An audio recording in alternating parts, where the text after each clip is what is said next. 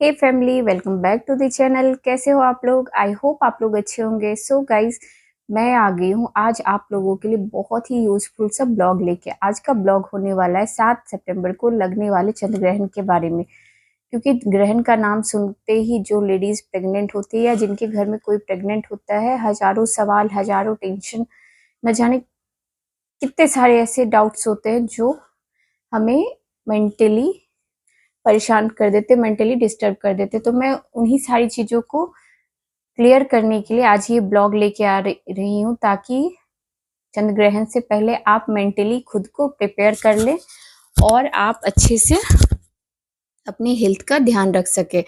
तो आज के ब्लॉग में मैं अपनी कल्चर से जुड़े कई सारे मिथ्स और डॉक्टर की एडवाइस, इन दोनों टॉपिक पे आपसे डिस्कस करूंगी। तो सबसे पहले हम स्टार्ट करते हैं कि ये चंद्र ग्रहण है कब। तो जैसे कि आप लोगों ने थंबनेल में देखा, 7 सितंबर को चंद्र ग्रहण है। तो अब ये टाइमिंग क्या है? तो चंद्र ग्रहण का टाइम जो है वो 9:58 से शुरू होना है। 9:58 से ये चंद्र ग्रहण शुरू होगा और 1:28 पे रात में जाके खत्म होगा।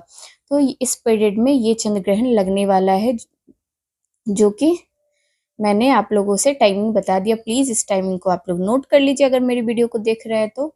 और वैसे तो ये एक नेचुरल प्रोसेस है, प्राकृतिक घटना है, बट कई लोग चंद्र ग्रहण को लेके बहुत सारे ऐसे ऐसे बातें फैला रखे हैं जिससे हर प्रेग्नेंट लेडी को डर लगता है। तो मैं एक एक करके उन सारी चीजों को क्लियर करते जा रही हूँ।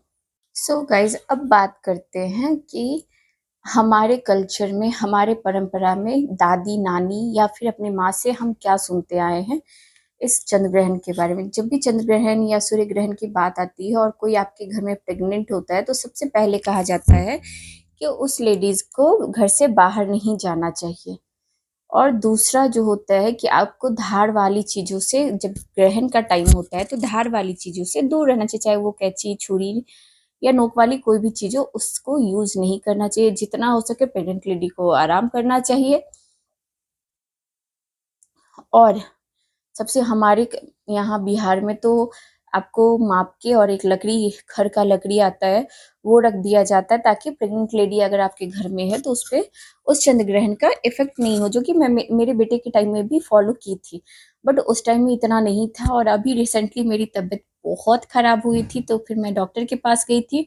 और जब मैं डॉक्टर से पूछी तो डॉक्टर मुझे बता रही थी कि इसका डायरेक्ट मेडिकली कोई भी इफेक्ट, मतलब आपकी बॉडी पे प्रेगनेंसी से चंद्र ग्रहण का दूर दूर तक कुछ लेना देना नहीं है।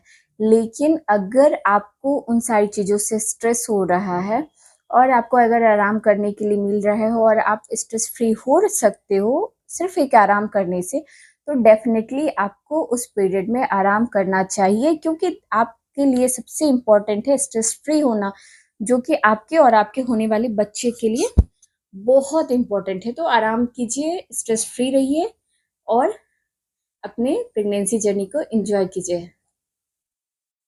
ये तो हो गया कि क्या लोग कहते हैं और डॉक्टर क्या कहते हैं। अब इन दोनों बातों में आप कंफ्यूज हो गए होंगे, है ना? मैं भी हो गई थी।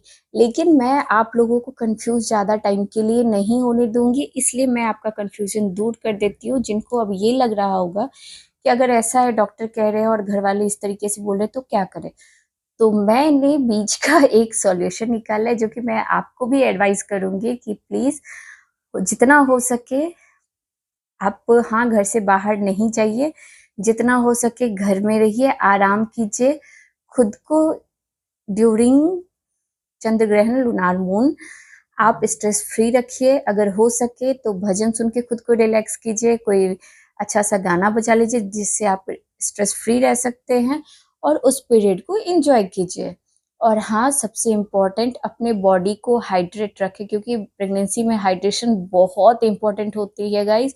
तो खुद की बॉडी को हाइड्रेट रखिए, ये आपके और आपके बच्चे के लिए बहुत इम्पोर्टेंट है।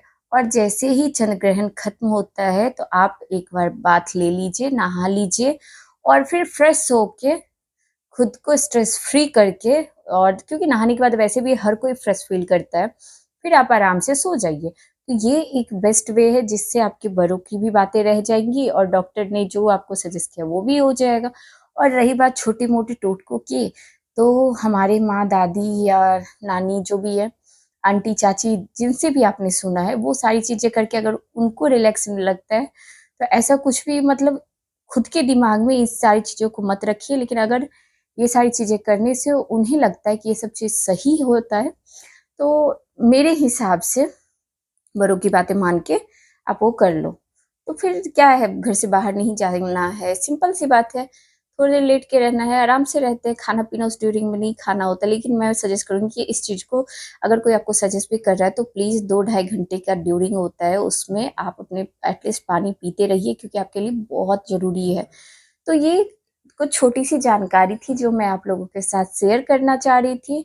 आई होप आप लोगों को मेरा ये ब्लॉग, छोटा सा ब्लॉग अच्छा लगा हो। ब्लॉग अच्छा लगे तो पता है क्या करना है। जी हाँ गाइज, वीडियो को लाइक करना है, वीडियो पे कमेंट करना है और हाँ, चैनल को सब्सक्राइब करना है। अगर आपने सब्सक्राइब कर रखा है तो बेल का आइकन को हिट कर दीजिए ताकि मेरी वीडियो की नोटिफिकेशन आप तक पहुंचे। और हाँ गाइज, आप मुझे कमेंट करके ये भी बताना कि आपके यहाँ चंद्र ग्रहण के दिन क्या किया जाता है।